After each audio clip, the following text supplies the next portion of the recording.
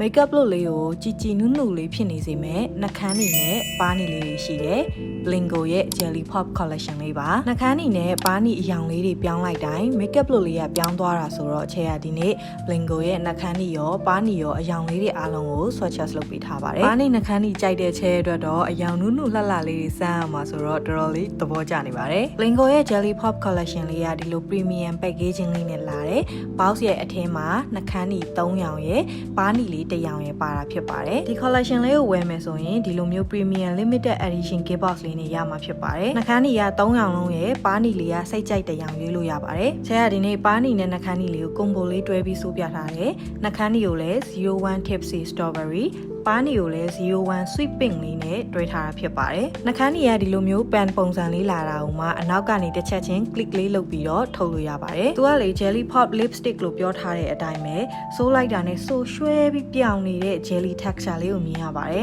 သူ့ရဲ့ပါးနေလေးကတော့ liquid air blush လေးဖြစ်ပါတယ်ဘူးထဲမှာပါတဲ့ liquid blush လေးတွေကိုသုံးဖို့အတွက် cushion applicator လေးကိုသုံးပေးထားတာပါချစ်စရာလည်းကောင်းသလိုသုံးရတာလည်းလွယ်တယ်ဒါကပထမဆုံးသူ့ရဲ့ liquid air blush အရောင်လေး01 sweet pink လေးဖြစ်ပါတယ် sweet pink ဆိုတဲ့နာမည်လေးနဲ့လိုက်အောင်အရန်ချစ်စရာကောင်းတဲ့ပန်းရောင်လေးပါပါးနီလေးသုံးရင်ဒီလိုလေးလှုပ်ပြီးသုံးလို့ရတယ်နော်အရင်ဆုံးပါးနီလေးကို cushion လေးနဲ့ပါးပေါ်မှာလိုက်ပြီးတော့တင်လိုက်တယ်ပြီးတော့လေချဲတို့လွယ်လွယ်ကူကူပဲလက်ကလေးနဲ့တတလေးပုတ်ပြီးတော့ blend လိုက်ရင်ရပါပြီဒါမှမဟုတ် brush လေးတွေသုံးချင်လည်းရတယ် makeup sponge နဲ့ blend ရင်ကြတော့ product တွေပါသွားတဲ့အတွက်ချဲတိတ်ပြီးတော့မသုံးဖြစ်ပါဘူးလက်နဲ့ blend ရင်ပဲဒီလို finish ကပြောင်ပြောင်လေးနဲ့အရောင်ထွက်လှလှလေးကိုရပါတယ်ကဲခုချဲတို့နှာခမ်းကြီးက01 tipsy strawberry လေးကိုဆိုလိုက်ပါမယ်သူက strawberry ဒီရောင်ချစ်စရာကောင်းတဲ့ strawberry ချွတ်ချင်ရောင်လေးပေါ့နော်နှာခမ်းပေါ်မှာဖွားဖွားလေး swatch လိုက်တာနဲ့အရောင်ထွက်အရန်ကောင်းပြီးတော့ဆိုဣသွားပါတယ်အဲ့အတွက်ချဲတို့လက်ကလေးနဲ့နည်းနည်းလေး blend ပေးလိုက်မယ်ဆိုလို့ရှိရင်ပဲရောင်လေးရဲ့ညညညညလေးနဲ့ဆိုပြောင်သွားတာပါချဲတို့မြင်နေရတာကလုံးဝ high gloss finish ပေါ့နော်ဆိုတော့မြင်ရတာပဲဒီလိုလေးဆိုပြောင်နေတာမဟုတ်ဘူးသူ့ထဲမှာက vitamin E တို့ botanical oil စီတို့ပါတဲ့အတွက်နှာခမ်းသားမှာတနေကုန်ဆိုးထားရင်လည်းနှာခမ်း6တာတွေမဖြစ်ဘဲနဲ့ဆိုလေးဖြစ်နေပါတယ်ဆိုတော့ဒီ01 combo ကတော့နုနုငငယ်ချစ်စရာကောင်းတဲ့ look လေးကိုပေးပါတယ်ဒါကတော့02 combo ဖြစ်ပါတယ်နှာခမ်းနီကို02 grape crush လေးကိုသုံးထားတယ်ပါးနီကိုလည်း02 peach cloud လေးကိုသုံးထားတာဖြစ်ပါတယ်02 grape crush ရဲ့အယောင်လေးကပန်းခမ်းအယောင်လေးဖြစ်ပါတယ်မြင်လိုက်တာနဲ့ကြိုက်စားခြင်းစရာကောင်းတဲ့စပစ်သီး jelly လေးလိုပါပဲအယောင်လေးက neutral ဘက်ကိုသွားလိမ့်မယ်အသားညိုတဲ့သူရောအသားဖြူတဲ့သူရောနဲ့လိုက်ဖက်ပါတယ်ဒီ liquid air blush ရဲ့02အယောင်လေးကတော့သူက peach cloud လို့ပြောထားတဲ့အတိုင်းပဲမတ်မွန်သီးအယောင်နုနုလေးဖြစ်ပါတယ်ဝမ်းထုံးသမားတွေပို့ပြီးတော့သဘောကျလိမ့်မယ်ချဲလဲဒီအယောင်လေးကိုတော်တော်သဘောကျပါတယ် peach လေးဆိုတော့လိမ္မော်ဘက်လည်းအရန်မသွားဘူးပန်းရောင်ဘက်လည်းမသွားဘူးနှစ်ခုရောနေတဲ့ပန်းလိမ္မော်ရောင်နုနုလေးပါliquid texture လေးကိုမှ light weight လေးတော်တော်လေးဖြစ်တယ် blend ရတာလည်းအရန်လွယ်ပါတယ်ပြီးတော့ finish ကလုံးဝ natural ဖြစ်နေတဲ့ natural air blush look လေးကိုရပါတယ်သူ့ကိုပါးပေါ်တင်ထားရင်ကိုမျက်နှာလေးကပြောင်ပြောင်လေးနဲ့ပြန့်ပြန့်လွန်းလွန်းလေးအယောင်ထွက်တာအရန်လာပါတယ်ပါးနီတွေအများကြီးတင်ထားပြီးပုံခဲ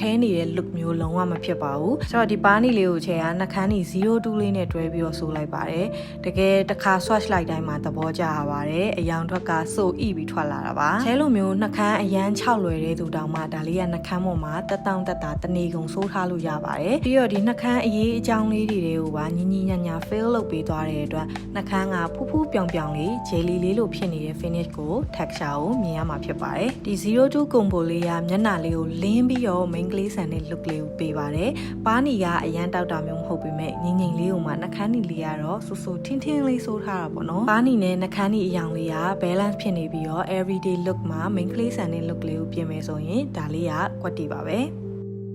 ဲဒါကနောက်ဆုံး03 combo ဖြစ်ပါတယ်နှာခမ်းနီလေးက03 naked peach ရဲ့ပါးနီလေးက03 powder new ရဲ့ကိုသုံးထားတာဖြစ်ပါတယ်နှစ်ခုလုံးကအယောင်ငိမ့်ငိမ့်နုနုလေးပါချဲရဲ့သဘောအကျဆုံး combo ဖြစ်ပါတယ်နောက်ဆုံးပိတ်အိတ်နဲ့လွယ်မှာပါနှာခမ်းနီကလည်းညိုညိုဆိုဆိုလေးပါးနီလေးကလည်းလုံးဝတင်ထားရုံလေးနူးညံ့နေမဲ့အယောင်ဖြော့ဖြော့လေးဖြစ်ပါတယ်အယောင်ထင်းတာတွေမကြိုက်ဘူးကိုယ့်ရဲ့နှာခမ်းနီလေးရောပါးနီလေးရောငြိမ်ပြီးဖြော့နေမှကြိုက်တယ်ဆိုရင်ဒီ makeup look လေးကကွက်တီဖြစ်မှာပါဒီပါးနီ03 powder new လေးကသူက neutral ဘက်ကိုသွားတဲ့အယောင်လေးပါပန်းရောင်နဲ့လိမ္မော်ရောင်ရောနေရမျိုးလေးပဲဒါပေမဲ့ပို့ပြီးတော့နှုပါတယ်ချဲအနေနဲ့တော့အသားဖြူတဲ့သူလေးတွေနဲ့အသားလက်တဲ့သူလေးတွေအတွက် recommend ပို့ပြီးတော့လုပ်ချင်ပါတယ် bare face မှာသုံးတာထက် makeup look မှာဆိုရင်ပို့ပြီးတော့ပေါ်မယ်နှာခမ်းနီ03 naked peach လေးကိုဆိုးလိုက်တဲ့အခါမှာဒီနေ့ combo တွေအားလုံးမှာ 03ကအခြေသဘောအကြဆုံးကွန်ဘိုဖြစ်လာပါတယ်သူ့အညိုလေးကလေတော်တော်လှတာပါဆွဆွေးညိုညိုလေးနဲ့ငြိမ်ပြီးတော့လှတဲ့အညိုမျိုးပေါ့နော် makeup look က